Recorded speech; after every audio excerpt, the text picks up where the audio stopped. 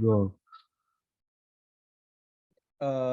Baik, Assalamualaikum warahmatullahi wabarakatuh. Jadi dalam video kali ini kami dari kelompok 3 dalam matkul jaringan bergerak dan ad hoc akan menjelaskan tentang laporan akhir dari tugas pensimulasian yang dimana dengan judul simulasi dan analisis jaringan manet dengan mengimplementasikan salah satu routing protokol berdasarkan nilai QoS menggunakan NS2. Sebelum mulai dalam materi yang akan kami sampaikan, kami terlebih dahulu akan memperkenalkan diri. Jadi yang pertama anggota kelompoknya ialah Harisa Yuda Pratama dengan BP 1911512006.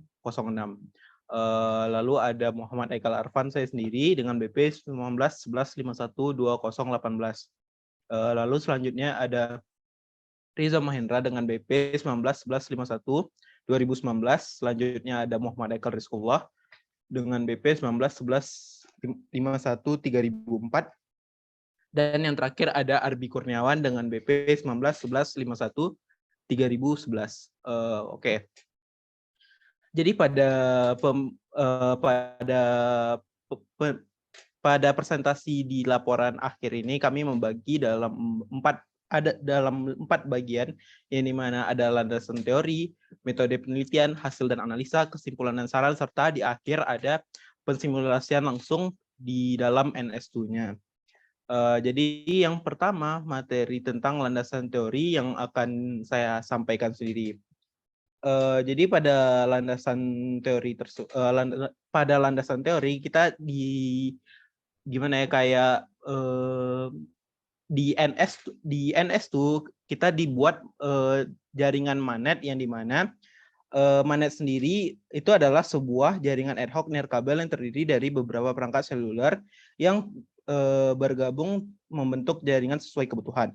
Lalu manet terbentuk tanpa dukungan dari infrastruktur internet yang ada atau jenis stasiun tetap lainnya. Lalu dengan adanya masalah komunikasi dengan infrastruktur yang terbatas, manet menjadi salah satu solusi untuk yang menjanjikan dari para peneliti bidang teknologi informasi dan komunikasi untuk dapat melakukan pertukaran informasi karena memerlukan infrastruktur yang sederhana dan memanfaatkan node yang dapat berfungsi sebagai host maupun sebagai router.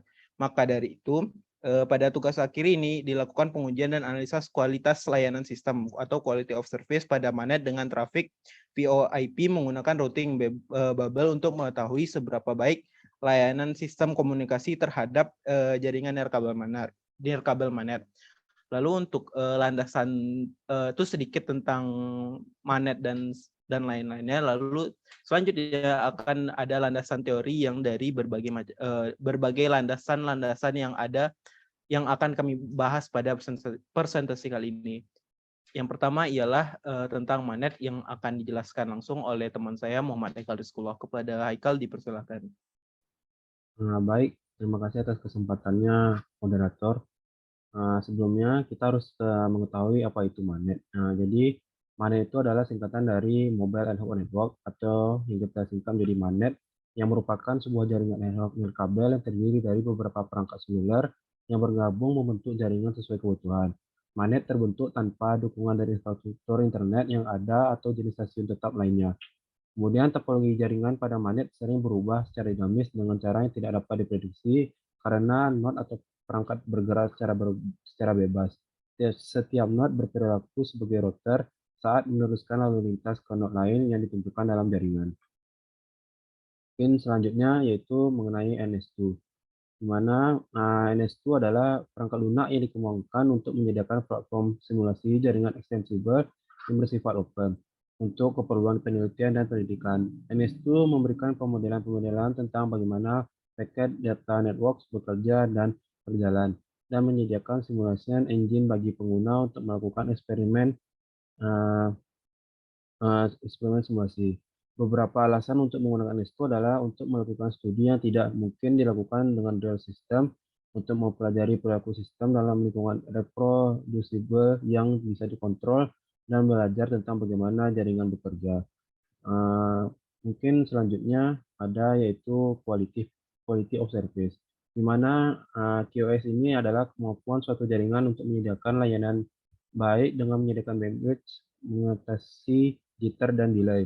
Parameter QoS adalah latency, jitter, packet loss, throughput, MOS, echo cancellation, dan PDD. QoS sangat ditentukan oleh kualitas jaringan yang digunakan. Terdapat beberapa faktor yang dapat menentukan nilai QoS seperti redaman, distorsi, dan noise. QoS didesain untuk membantu end user atau klien menjadi lebih produktif dengan memastikan bahwa user mendapatkan performansi yang handal dari aplikasi-aplikasi berbasis jaringan. QoS mengacu pada kemampuan jaringan untuk menyediakan layanan yang lebih baik pada trafik jaringan tertentu melalui teknologi yang berbeda-beda. Selanjutnya yang terakhir yaitu ada routing protocol. Routing protocol adalah suatu aturan yang mempertukarkan informasi routing yang akan membentuk sebuah tabel routing sehingga pengamatan pada paket data yang akan dikirim menjadi lebih jelas, dan routing protokol mencari rute tersingkat untuk mengirimkan paket data menuju alamat yang dituju. Routing protokol tersendiri ini dibagi menjadi dua, yaitu ada interior routing protocol dan exterior routing protocol, di mana interior routing protocol biasanya digunakan pada jaringan yang bernama autonomous system, yaitu sebuah jaringan yang berada hanya dalam suatu kendali teknik yang terdiri dari beberapa subnetwork dan gateway yang saling berhubungan satu sama lain. Interior routing diimplementasikan melalui routing information protocol. Kemudian yaitu ada exterior routing protokol di mana pada dasarnya internet terdiri dari beberapa autonomous system yang saling berhubungan satu sama lainnya, dan untuk menghubungkan autonomous system dengan autonomous system yang lainnya, maka autonomous system menggunakan exterior protokol sebagai pertukaran informasi routingnya. Mungkin itu saja landasan teori pada simulasi kita kali ini. Dikembalikan pada moderator. Baik, terima kasih kepada Haikal. Lalu selanjutnya bagian kedua yaitu tentang metode penelitian. Untuk metode penelitian akan dibahas oleh teman saya, Harisa. Jadi kepada Harisa dipersilakan. Terima kasih kepada moderator. Baiklah, saya akan menjelaskan mengenai metode penelitian. Dan pada metode penelitian ini kami menggunakan metode yang digunakan adalah yaitu merancang jaringan ad hoc dengan menggunakan protokol ad hoc on demand distance vector atau AODV untuk melihat bagaimana cara kerja dari jaringan magnet yang memiliki banyak node yang bergerak dengan arah dan jarak yang berbeda-beda serta bagaimana konektivitas mereka. Dan penelitian ini menggunakan metode penelitian kualitatif, yaitu penelitian yang mempunyai sifat deskriptif, dan penelitian ini lebih cenderung menggunakan analisis. Dan terdapat beberapa langkah dalam penelitian ini, dan yang pertama adalah perancangan program. Dan di sini sesuai dengan flowchart-nya, yaitu pertama kita akan menjalankan perintah NS2, lalu kedua melakukan konfigurasi parameter program, lalu membuat node-nya, lalu menentukan jenis protokol, lalu kita nanti akan menjalankan program, dan jika hasil simulasinya keluar, maka kita akan melakukan pengambilan data dan juga analisis data. Dan jika tidak, kita akan kembali ke konfigurasi parameter program. Lalu langkah selanjutnya adalah melakukan konfigurasi parameter program, yaitu seperti kita menentukan jumlah node, jenis node, area simulasi, bandwidth, dan lain sebagainya. Lalu kita membuat node. Di sini kami membuat node dengan jumlah 10, 20, dan 30 node dengan konektivitasnya bertipe mobile dan dengan random waypoint. Lalu yang selanjutnya adalah menentukan jenis protokol, lalu menjalankan program dan mendapatkan hasil data. Baiklah, sekian dari saya kembalikan kepada moderator. Baik, terima kasih kepada Harisa yang sudah menjelaskan tentang metode penelitian. Lalu selanjutnya bagian hasil dan analisa serta kesimpulan dan saran yang akan dijelaskan oleh saudara Arbi. Kepada Arbi dipersilakan. Baiklah, terima kasih kepada moderator atas waktunya. Selanjutnya itu adalah hasil dari simulasi yang magnet yang sudah kami buat di sini. Jadi di sini adalah hasil percobaan simulasi menggunakan protokol ad hoc on demand distance vector atau AODV menggunakan 3 skenario, yaitu dengan 10 node, 20 node, dan 30 node. Nah, jadi dapat dilihat di sini hasil dari simulasi ini itu adalah di mana beberapa node ini saling menyambungkan, yaitu node dari node yang 0 dan mengirim data menggunakan wireless configuration ke node 1. Nah, lanjut di sini pada analisanya, di mana pada percobaan simulasi ini itu menggunakan analisis di mana protokol ad hoc AODV ini itu kan memiliki 3 nodes.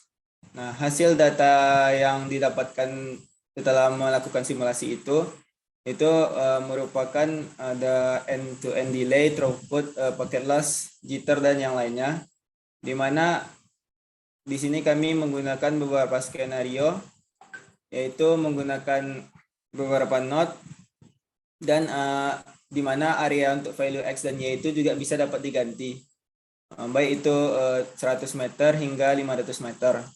Nah, jadi hal yang pertama dilakukan di sini, next.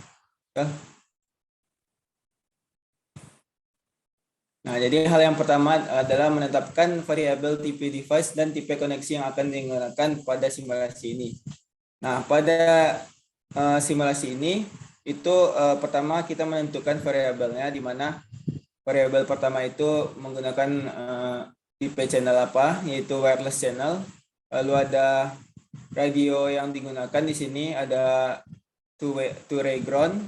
Lalu untuk network interface-nya di sini, lalu untuk MAC-nya, interface Q-nya, link layer type, antena model yang digunakan, lalu max packet di frekuensinya itu, dan nodes-nya di sini ada juga kami menggunakan bisa diganti dari 10 hingga 30.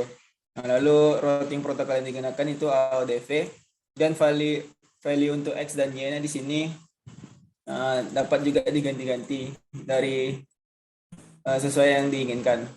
Nah, next. Nah, setelah menentukan variabel yang ingin digunakan untuk membuat simulator ini, itu dapat melakukan pengaturan selanjutnya, di mana set trace file itu untuk membuat topologi jaringannya, melakukan konfigurasi di sini. Nah, pada konfigurasi untuk setiap node-nya di sini dapat dilihat di sini kami menggunakan looping. Jadi untuk node di sini semuanya sudah akan di random generate oleh program yang dibuat. Jadi tidak perlu kami melakukan setting satu-satu untuk value X dan Y-nya pada program di sini untuk nodes-nya. Nah, lanjut. Nah, selanjutnya itu adalah menetapkan ukuran node dan membuat koneksi TCP antara node di sini. Jadi pada simulasi ini ditetapkan koneksinya itu adalah TCP antara node 1 dengan 2, di mana node 1 akan mengirimkan data secara wireless kepada node kedua, ya, di mana setelah itu menggunakan layanan FTP untuk menghubungkan koneksi antara node 1 dan node 2 ini. Nah, selanjutnya di situ adalah mendeklarasikan waktu untuk simulasi ini, yaitu kami berikan 30 detik. Nah, lanjut. Nah, simulasi ini dilakukan dengan 3 konfigurasi, di mana set nilai nodes yang digunakan itu kan adalah 10, 20, dan 30 nodes. Setelah dilakukan 3 konfigurasi dan melihat hasil simulasi, didapatkan bahwa banyaknya nodes itu tidak terlalu berpengaruh besar pada quality of service atau QoS yang akan diteliti nantinya. Dikarenakan nodes itu memiliki posisi yang random, dan kami juga sudah mendeklarasikan koneksi TCP antara node 1 dengan node 2 saja. Jadi node 1, fungsi node-node yang lain itu hanya sebagai penyambung antar data dari node 1 dengan node 2. Nah, lanjut. Nah, selanjutnya itu adalah kesimpulan dan saran dari simulasi MANET sini. Jadi berdasarkan hasil simulasi menggunakan NS2, untuk menjalankan simulasi network jaringan wireless mobile ad hoc network atau MANET di sini. Jadi dengan menggunakan protokol AODV ini, itu kami berhasil dengan fungsinya itu adalah mengirimkan data dari satu node ke node yang lainnya dengan menggunakan jaringan wireless, secara wireless. Jadi pada program itu dibuat menggunakan perulangan agar random number untuk value X, Y pada tiap node itu sudah langsung ada. Jadi tidak perlu melakukan settingan lagi. Nah, sehingga pergerakan antar node itu juga nanti menjadi random. Nah, tujuan program ini adalah melakukan koneksi secara wireless antara node pengirim dengan node penerima dengan koneksi TCP dan layanan FTP-nya. Nah, program ini itu juga menunjukkan bahwa perbedaan banyaknya nodes itu tidak terlalu memengaruhi quality of service atau QoS dengan waktu yang diberikan selama 30 detik dalam menjalankan simulasi. Nah, untuk saran mungkin beberapa di sini itu adalah menggunakan simulasi network jaringan yang lainnya juga selain NS2, lalu melakukan percobaan simulasi dengan menggunakan routing protokol lainnya juga, dan melakukan pengecekan parameter QoS yang lebih banyak lagi. Nah, mungkin sekian saja yang dapat saya sampaikan. Saya kembalikan ke moderator. Baik, terima kasih kepada Arbi atas penjelasannya. Lalu selanjutnya kami akan pada bagian terakhir yaitu menjalankan simulasi langsung pada NS2. Jadi kepada Rizam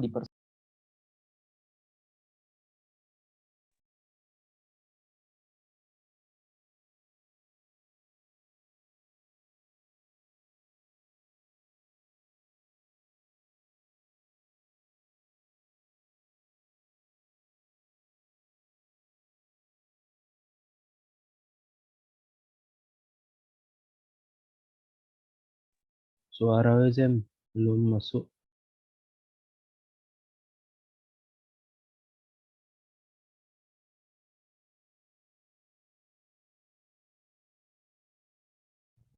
Halo, tes. Mulai, terima kasih kepada moderator. Saya akan mencoba mensimulasikan program yang sudah dijelaskan oleh beberapa penyaji sebelumnya. Di sini merupakan codingan yang telah disampaikan oleh saudara Arbi tadi. Di sini mungkin saya mengulang beberapa penjelasan sedikit. Itu yang pertama itu di bagian yang pertama ini ada 10 tuh bagian sini. Itu untuk bagian banyak node. Selanjutnya protokol yang digunakan seperti yang disampaikan tadi itu ada AODV. Selanjutnya itu ada ukuran atau luas dari daerah yang dipasang MANET tadi, itu sekitar 500 kali 500 dalam meter. Selanjutnya di sini langsung masuk ke bagian konfigurasi untuk setiap node. Di sini pada konfigurasi ini di setting itu ada ad hoc routing itu menggunakan file RP yang merupakan bagian itu merupakan AODV. Selanjutnya ke bagian bawah itu ada pendeklarasian node dan posisi, penetapan ukuran, serta posisi bergerak ketika waktu 5, 15, dan 25 detik. Baru dimulai pendeklarasian koneksi dan layanan, lalu pada akhir akan dimulai simulasinya. Mungkin untuk lanjut untuk membuka simulasi itu bisa menggunakan sintaks NS spasi nama file itu wireless AODV.tcl.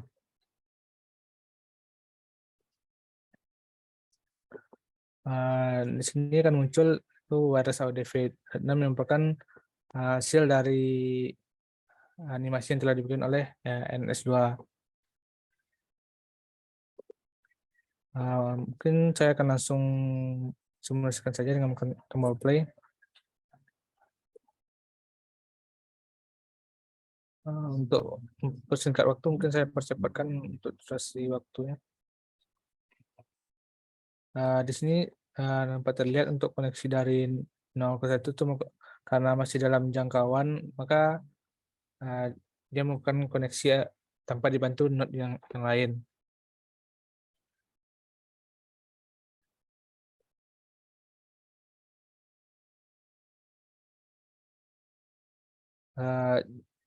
Karena posisi dari semua node itu di setting random, maka pada saat ini kondisi 0 dan 1 selalu berdekatan. Mungkin dicoba untuk melakukan simulasi lagi.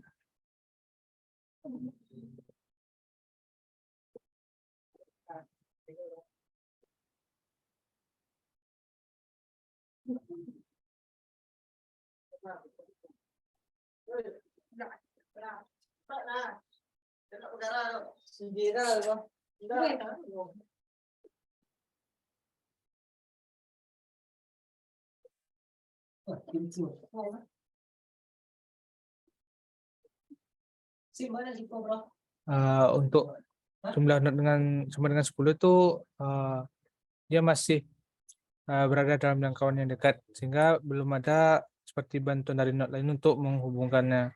Mungkin kita cobakan untuk 20 node.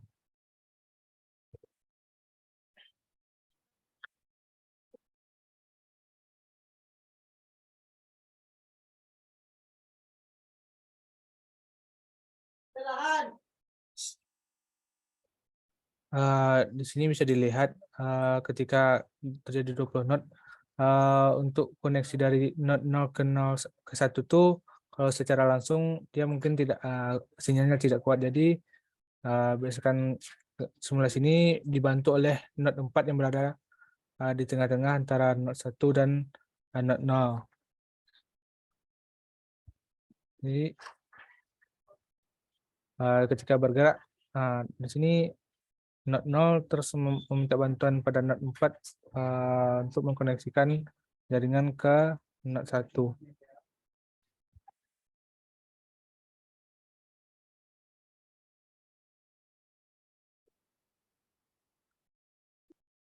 Mungkin itu untuk ketika node-nya berjumlah 20. Mungkin kita selanjutnya coba untuk 30 node.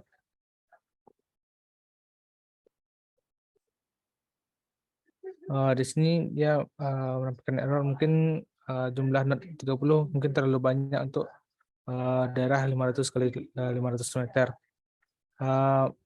Mungkin dilihat dari banyak node, jadi pada node 20 itu sudah terlihat, jadi ketika suatu node tidak bisa menjangkau node lain, maka dia akan meminta bantuan pada node yang berada di tengah-tengah antara node tersebut. Mungkin itu yang bisa saya sampaikan. Saya kembalikan ke moderator. Baik, terima kasih kepada Rizam yang udah menjelaskan tentang pensimulasian langsung menggunakan MS2. Jadi untuk video tentang pelaporan tugas akhir dari simulasi dan analisis jaringan magnet dengan mengimplementasikan salah satu routing protokol berdasarkan nilai QoS menggunakan NS2 cukup sekian dari kami. Mungkin kalau misalnya ada pertanyaan dan segala macam bisa mengontak salah satu dari kami. Mungkin itu aja, sekian dan terima kasih. Assalamualaikum warahmatullahi wabarakatuh.